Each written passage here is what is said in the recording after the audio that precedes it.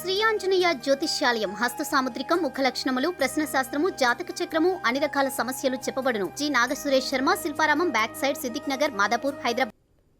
ములుగు జిల్లాలో మావోయిస్టుల లేఖ కలకలం రేపుతుంది. మేడారం జాతరలో జేఎండబ్ల్యూపీ డివిజన్ కమిటీ కార్యదర్శి వెంకటేష్ పేరిట లేఖ విడుదలైంది. మేడారం జాతరను పూర్తిగా ఆదివాసీ ఆచార సాంప్రదాయాలతోనే నిర్వహించాలని, కేవలం బెల్లం తప్ప లడ్డు, పులిహోర లాంటివి మేడారంలో భక్తులకు వితరణ చేయవద్దని హెచ్చరించారు.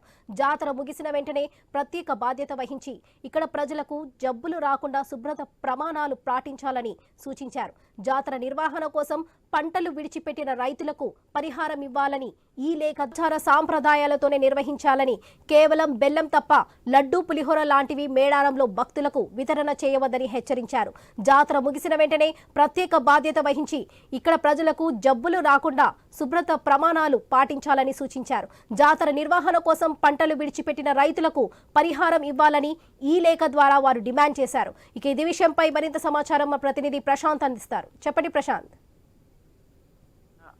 ఆసియా ఖండంలోనే అతిపెద్ద ఆదివాసీ గిరిజన మహాకుంభమేళగా పిలిచేటువంటి మేడారం జాతర ప్రతి 2 ఏళ్లకు ఒకసారి జరుగుతుంది. ఇది పూర్తిగా కూడా ఆదివాసీల సాంప్రదాయ ప్రకారమే జరుగుతుంది. అక్కడ పూజా విధానాలు కూడా అంత ఆదివాసీ పూజారులే నిర్వహిస్తారు.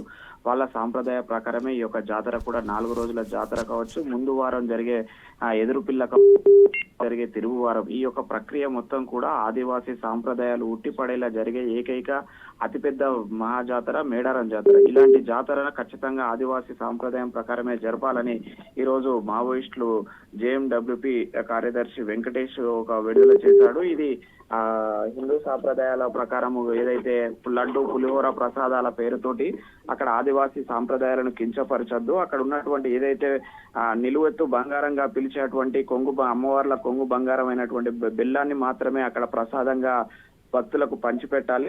ప్రసాదం పేరుతోటి ఇంకో లడ్డులు గాని పులిహోరలను అక్కడ ఆదివాసులు ఏదైతే మహాకుంభమేళ జరిగేటువంటి మేడారం జాతరకు పంట పొలాలను త్యాగం చేసి భూములను భక్తుల సౌకర్యార్థం ఇస్తున్నారో వాళ్ళందరికీ కూడా నష్టపరిహారం కేటాయించాలి. అక్కడికి వచ్చేటువంటి మందు బాబులు మందు సీసాలు తాగి పడేసి పంట పొలాలను తీవ్రంగా నష్టపరుస్తున్నారు.